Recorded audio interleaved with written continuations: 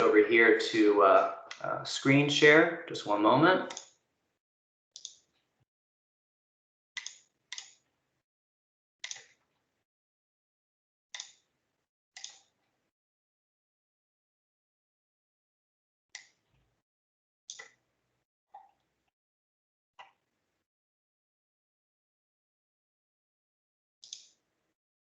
Melissa, do you see the Inkscape platform being shared at the moment?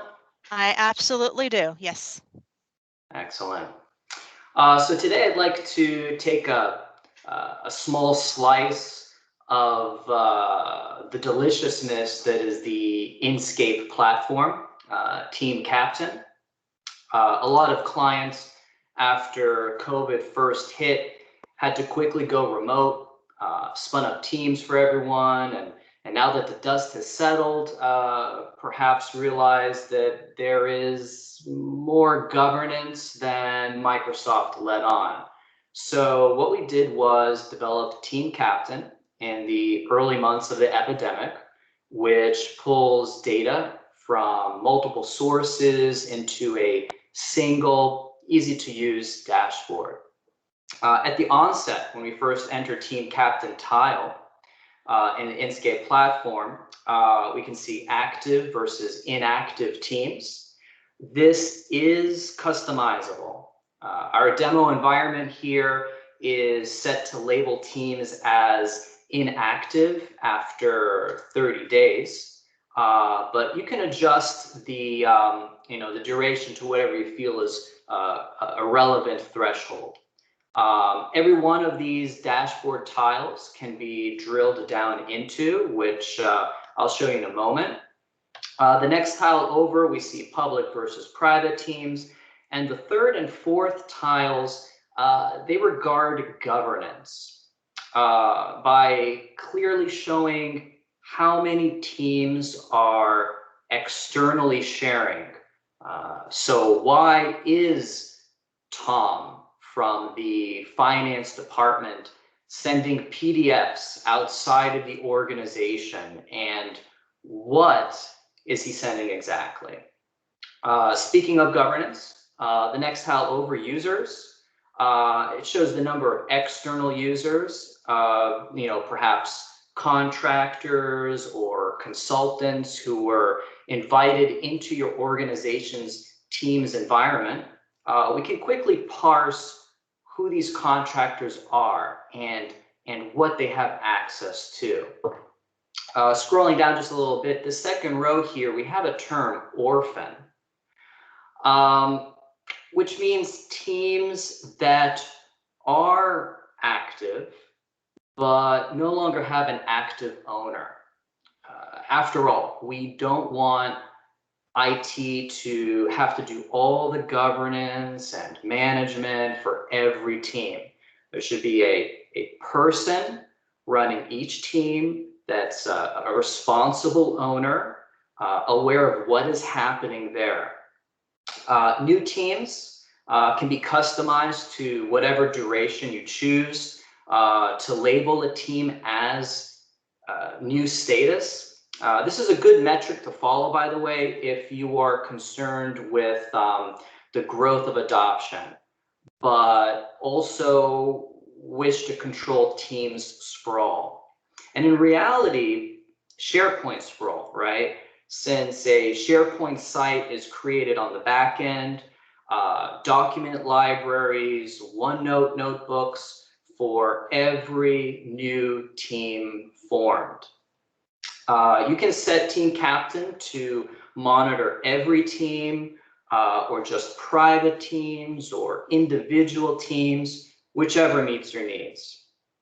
I'm just going to switch to another view here. On the left-hand side, I'm going to click on Teams.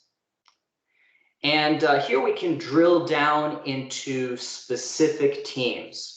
Also notice this right-hand blade over here with filters. We can filter down to the information needed.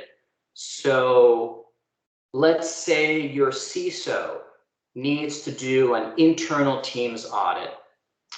Instead of scripting a way to iterate over all the individual teams, We could just check off, for example, to show us teams that has guests and or teams that has external sharing.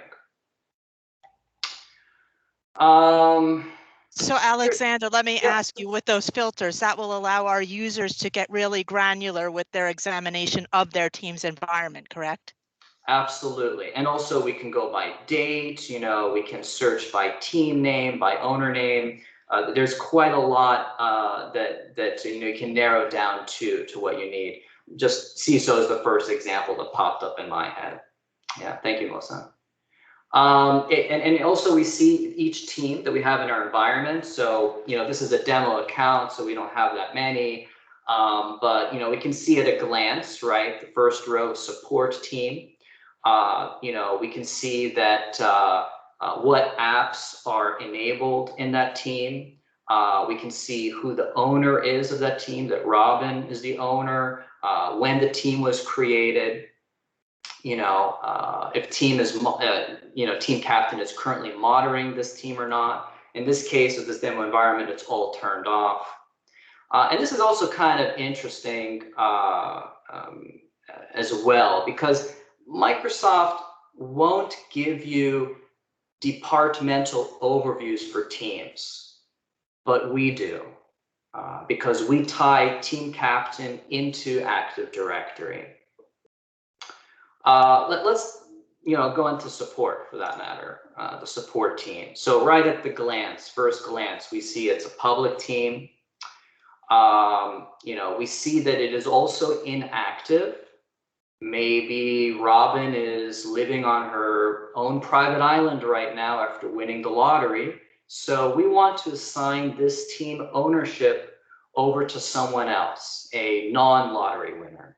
So at this link here at the bottom, add an owner from your organization, essentially clicking this link will trigger an Active Directory lookup for people in the same department to find a meaningful owner replacement. Speaking of owners, we see who the owner or owners are of a team. In this particular case, it's Robin. And look what happens when I hover over it. I've got this, on the fly AD pull of Robin's boss, of Robin's manager. So a quick fix, I can, for now, now that Robin's not with the company anymore, I can promote the ownership to her boss, to Lisa. So that's one option. To the right, I have this menu here, this little snowman. I can remove Robin and her ownership, that is, or I can remove her from the team entirely as well.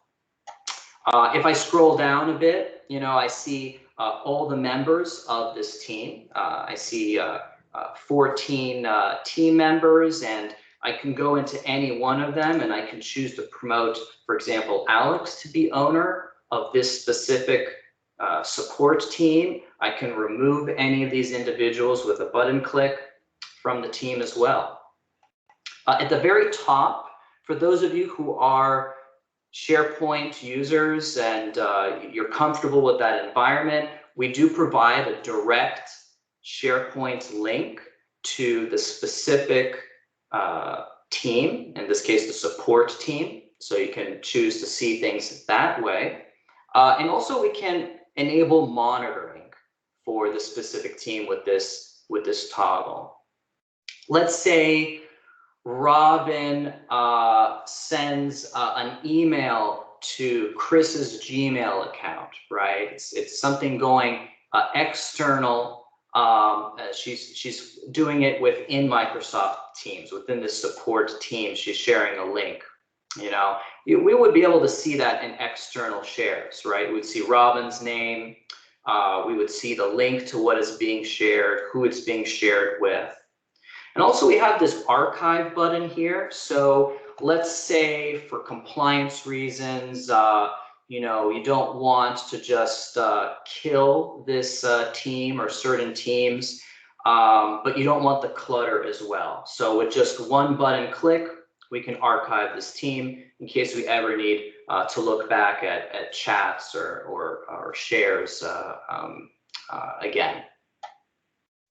I'm going to switch over to the metrics view on the left-hand side here.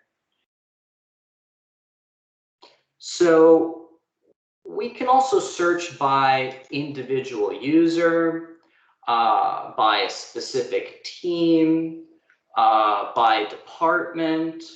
So for example, we found that our clients' sales managers love this view to check which reps make the most calls, who has the most meetings, if they're using mobile devices, doing it.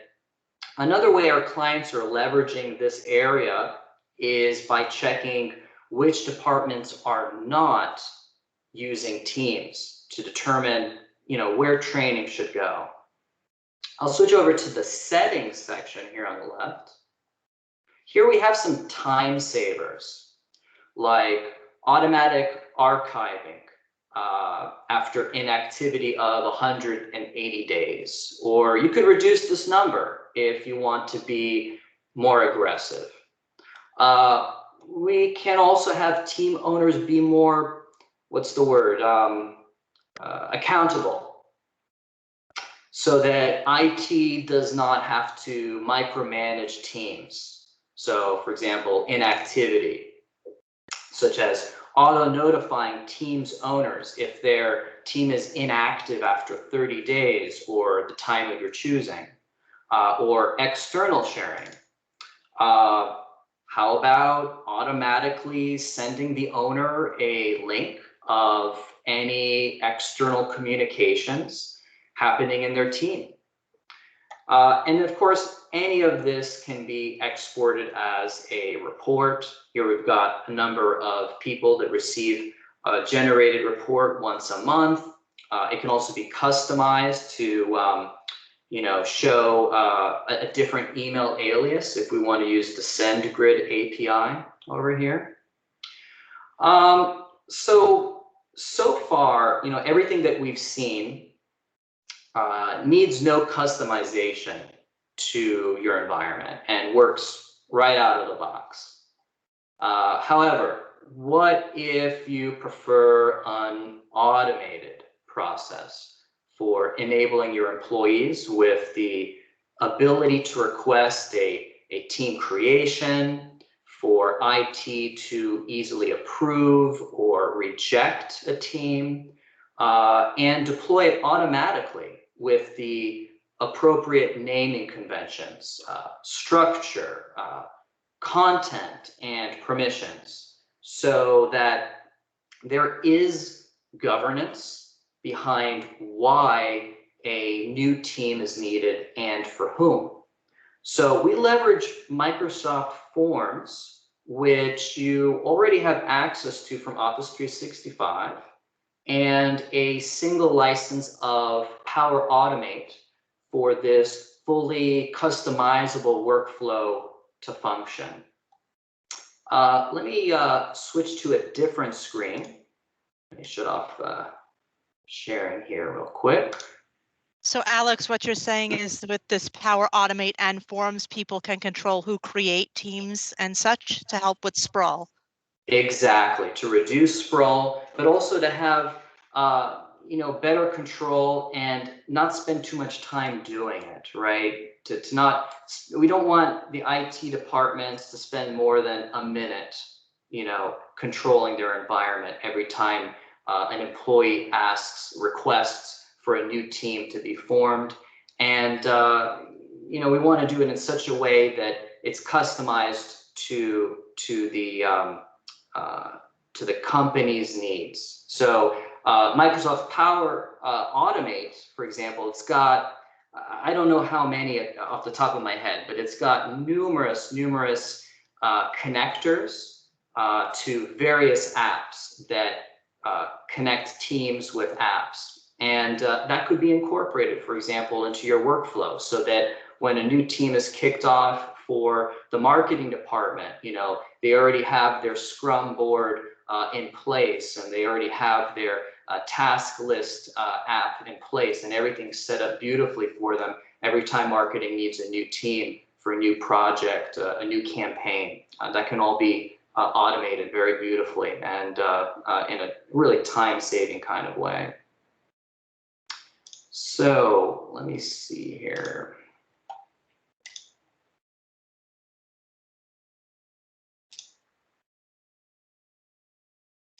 Let's see. Melissa, do you see my Microsoft Teams view and my browser? I sure do. And if there are any questions, please put them in the chat window and we will answer them accordingly. But I definitely see your screen. Excellent, excellent. Okay. So let's say I'm Mike Larson in the finance department.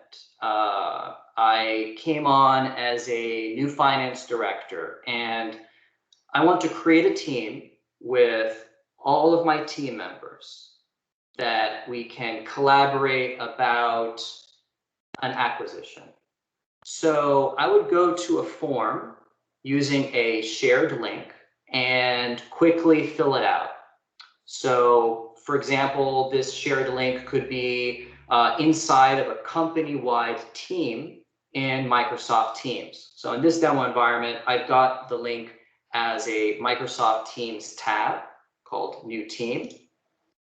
Anyone in this organization can come here, and they're greeted with a very short and simple form to fill out. This link could be shared anywhere. If your organization prefers using SharePoint, they like, for example, taking time off requests or support requests, things like that, the link could be there instead. It's totally up to you. So let's say this finance guy that I'm playing right now, this Mike Larson, so he wants to make a new team. So first question, what's the team name? Well, let's call it Finance Department. Team description. I'm not going to be very creative here. I'll just put finance. Business need, another requirement from this IT approval group. Well, collaborate about latest acquisition. I hope I spelled acquisition correctly. Okay. Phew. And then my email. That's for this demo flow. Oh, let's see. Sure. Okay, I think I got that right. Should the team be private or public? Well, let's see. It's a finance group. Maybe I only want my finance people to see this team. Should members be allowed to create and edit team features like deleting channels, apps, tabs, connectors, things like that? No, I want control over that. Should members be able to edit and delete their messages? Okay, why not? And then, well, we could put anything we want, right? You know, this form could be 20 questions, God forbid, or it could be just 2. You know, it's whatever your IT business needs are concerning creating teams and requesting them. So we could here have templates by department, like a finance template that has preset permissions for that department, like if they can invite external guests or share externally, or a predetermined structure such as apps and channels, you know, things like that. So in like, you know, total of 30 seconds, I fill out this form, I submit it, even gives me a response back, right? On the other side of things, the IT team, right, they'll get automatically, through this workflow, a request. And look, it already applied here, 220, what is it? It's still 220. So in just seconds, I got this in the IT approval team in Microsoft Teams. I see who requested it, right? I see their email address. the team name, the description, the business justification for it, which in this case is to collaborate about a latest acquisition. And I can choose to reject it, or I can choose to approve it. I'll choose approve here. I can put comments on here like note, finance teams have external sharing off by default, something like that, and hit submit. All right, so right now in the back, we've got Power Automate doing all of the work. And in this time, we see here popping up, oh, look, there is the new team already created, finance department. We also have a chat message here at the top left. This chat message is from the perspective of this guy, Mike, the finance director, right? It tells him, oh, congrats, your team request already approved, right? With some details like the comment, you know, that finance teams have external sharing off. Also, this guy, Mike, he would have in his activity feed that he was, you know, successfully had the finance department team deployed. So that is team captain workflows using a generic example that we have built this out in Power Automate specifically because it is so customizable with decision trees and a large number of connectors for apps in the marketplace. And you know, we can build out a custom Teams workflow for your organization. For any that are listening now that are interested, you can hit us up by email or drop a chat if you have any questions. And with a small statement of work, you know, we can move forward. Thank you very much. And any questions, please go for it. Thank you, Alexander, for that overview of Team Captain and Team Captain Power Automate. From there, I would like to introduce Rob Vogel, who is the manager of our help desk, for him to cover some updates and topics that he would like to discuss with our CSP community on today's webinar. So with that, I'm handing the baton over to you, Rob. Thanks, Melissa. I appreciate it. And good afternoon, everybody. I did have two topics I wanted to quickly talk about. I know we're a little short on time, which isn't a problem. These aren't very long to begin with. The very first one, and I wouldn't be doing my due diligence if I didn't talk about the Exchange vulnerability that Microsoft announced last week. This is specifically around on-prem versions of Exchange, 2013, 2016, and 2019. I do have to point out that this does not affect Exchange Online at all. So if you are strictly using Microsoft Cloud, then you are fine. There is nothing that you need to do from your perspective. They are already patched everything on the Microsoft 365 side. But if you are still using one of those flavors of Exchange Server, whether being 2013 up to 2019, that is definitely something you should be looking into and patching accordingly. Different firms have looked into this, forensic firms, to determine what actually this vulnerability allowed, and what has been determined is it has allowed for the ability for third parties or malicious parties to create web shells so they can have persistent access to your systems, to do remote code executions, to do reconnaissance of endpoint security solutions, on your side.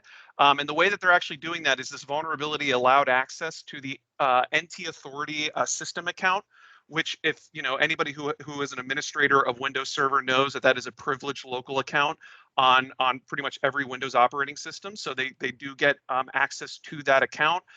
It also allows them to execute those web shells using an executable called worker process, which is essentially the Exchange Server's unified messaging service. So they're essentially back-ending that exe to be able to deploy these web shells, as well as releasing malicious files using the W3WP executable, which Exchange uses for their web front end. So obviously very, very critical pieces there that this vulnerability, has brought to light. What Microsoft is recommending is they have released a few security patches that should be installed immediately. If you haven't done so already, I know we sent out an email highlighting this information from MessageOps for what to do next.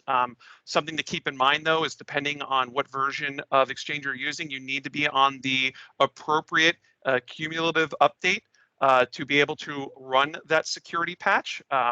For those, you just have to keep in mind that for Exchange Server 2003, you should be on version or CU 23. For Exchange Server 2016, you should be on CU 18 or 19. And then for Exchange Server 2019, you should be on CU 7 or CU 8.